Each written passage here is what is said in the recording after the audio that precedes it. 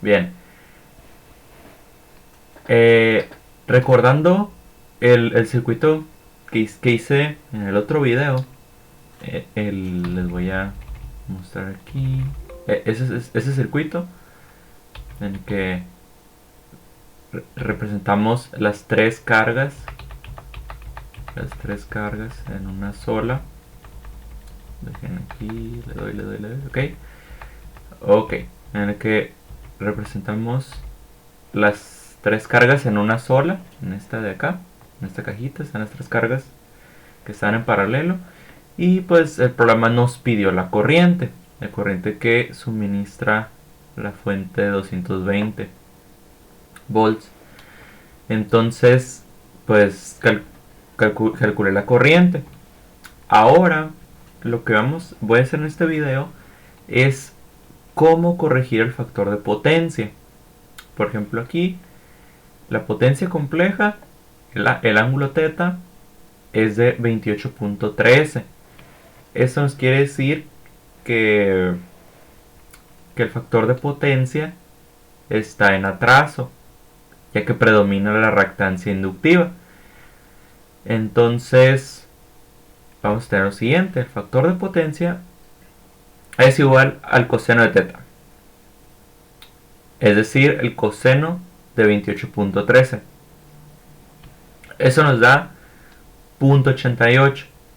Quiere decir que el factor de potencia está operando a 0.88 en atraso, que no es un mal factor de potencia, pero pudiera estar mejor, lo pudiéramos mejorar. Otra manera de calcular, de conocer el factor de potencia, es dividir la potencia promedio sobre la aparente.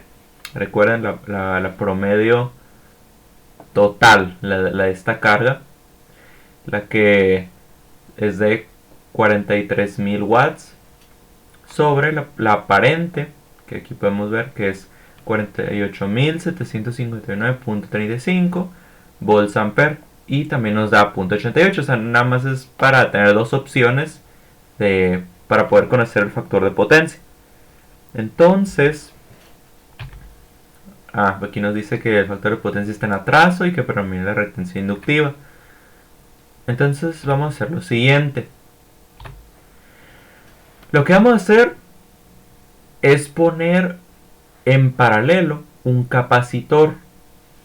Un capacitor, ya que como predomina la reactancia inductiva, se le pone y el factor de potencia está en atraso, vamos a poner un capacitor para aumentar el factor de potencia a 0.95, el cual este capacitor va a tener una potencia reactiva, la cual, como dije anteriormente, va a hacer que eleve este factor de potencia de esta carga.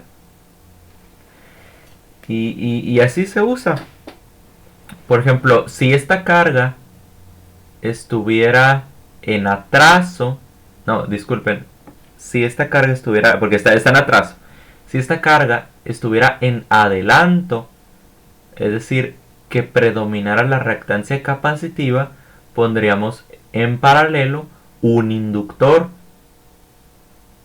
para elevar el factor de potencia. Pero pues en este caso tenemos que predominar la reactancia inductiva, y por eso ponemos en paralelo un capacitor. Factor de potencia en atraso. Entonces tenemos el voltaje, que son 220 volts eficaces. Ahora el factor de potencia a 0.95 en atraso. O sea, lo que queremos que esta carga esté operando, ¿no? Su factor de potencia.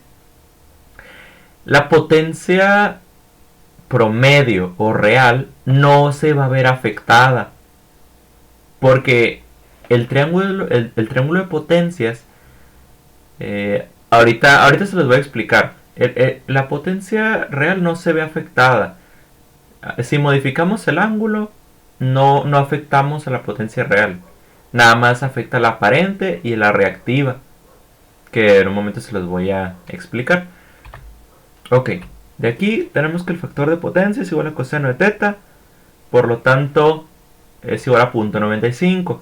Entonces teta, el ángulo teta, va a ser el coseno inverso de 0.95, que nos da 18.19. Más menos, ¿no? Nos quedamos con el positivo porque predomina la reactancia inductiva. Después ya tenemos que el factor de potencia es igual a la potencia real sobre la aparente. Sustituimos o despejamos y vamos a tener que la potencia aparente es igual a la potencia promedio sobre el factor de potencia, que tenemos esos valores, 43.000 sobre 0.95, que es el factor de potencia. Y eso nos da un valor de 45.263.157 volts ampere. Ahora, como ya tenemos el ángulo y por así decirlo la magnitud de la potencia compleja o la potencia aparente, podemos conocer la potencia compleja, ¿no? Ya tenemos ángulo y magnitud. Pero pasamos a su forma rectangular, nos da los 43.000 o 43 kilowatts que tenemos aquí la potencia real o promedio, más J 14.133.4165 es la potencia reactiva. Ahora,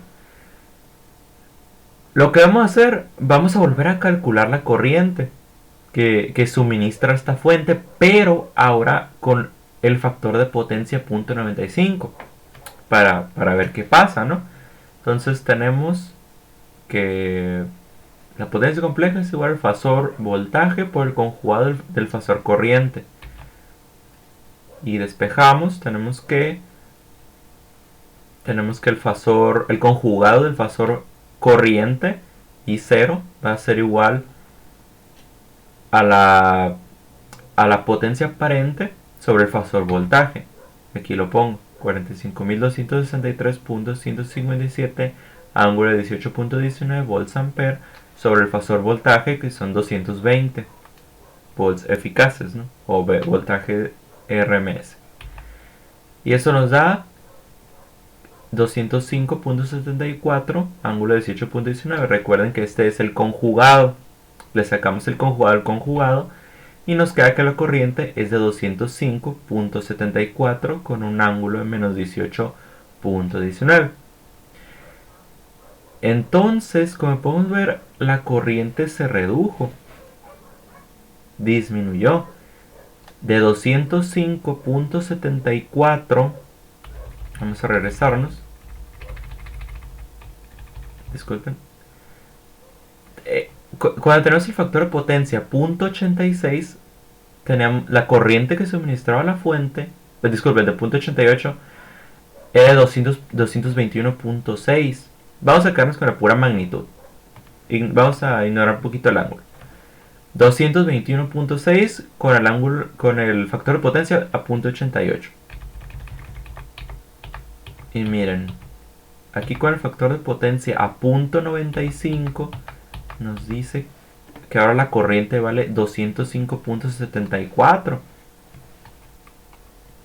Entonces, ahora sí, les voy a explicar con el triángulo de potencias. Miren, la carga 1, disculpe, la carga 1, la primera, con la que su factor de potencia está operando 0.88 en atraso, es la siguiente, ¿no? Tenemos que el ángulo fue de 28.35. Entonces lo representamos así, con el siguiente triángulo de potencias. Aquí tenemos la potencia real, que esa no se vio afectada, de 43.000 watts o 43 kilowatts. Su ángulo, y aquí tenemos su potencia reactiva.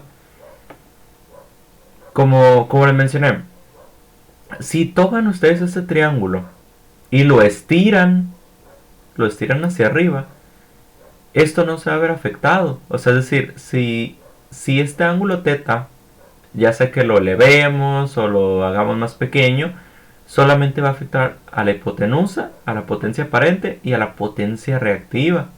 La potencia real no se va a ver afectada. Entonces, esto nos quiere decir que mientras el factor de potencia se acerque a la unidad o sea más grande, el ángulo va a ser más pequeño. Ahorita les voy a decir, ¿no? Ok. Entonces, de aquí de ese triángulo, tenemos que la tangente de 28.35 es igual al cateto opuesto sobre el adyacente. Carga Q1 sobre 43.000 watts. Después, tenemos que la potencia reactiva 1, cuando el factor de potencia está operando a 0.88 en atraso, tenemos que la potencia reactiva es de 23.208.94 bars o volts ampere reactivos. Ahora, la potencia reactiva 2, cuando el factor de potencia está operando a 0.95 en atraso, tenemos que el ángulo o teta, el coseno inverso de 0.95, va a ser de 18.19. Vamos a hacer el siguiente triángulo de potencias. Como pueden ver, aquí la potencia real no se ve afectada. Tenemos los mismos 43 kilowatts. Entonces, aquí es cuando el factor de potencia es a 0.95. Vamos a calcular la potencia reactiva. Tenemos que la tangente de 18.19 igual a cateto opuesto sobre adyacente. Entonces Q2 sobre 43 kilowatts o 43.000 watts. Nos queda que la potencia reactiva 2 va a ser de 14.133.41 bars o volts ampere reactivos. Entonces, lo que queremos nosotros es la potencia reactiva que va a tener el capacitor que vamos a poner en paralelo. Es decir, la diferencia entre la potencia reactiva 1 y la potencia reactiva 2 de ambos factores de potencia para poder obtener la potencia reactiva del capacitor. Como pueden ver aquí, el triángulo de potencias. Entonces, vamos a tener que la potencia reactiva del capacitor va a ser Q1 menos Q2. Significa, al restar estos dos, vamos a tener que la potencia reactiva del capacitor va a ser de 9075.52 bars o volts ampere reactivos. Y ya con esto se corrige el factor de potencia a 0.95 en atraso. Así que, como pueden ver, esto pues es sencillo y es bastante importante tener un buen factor de potencia. Cualquier duda, por favor, pongan en los comentarios. Gracias por su atención.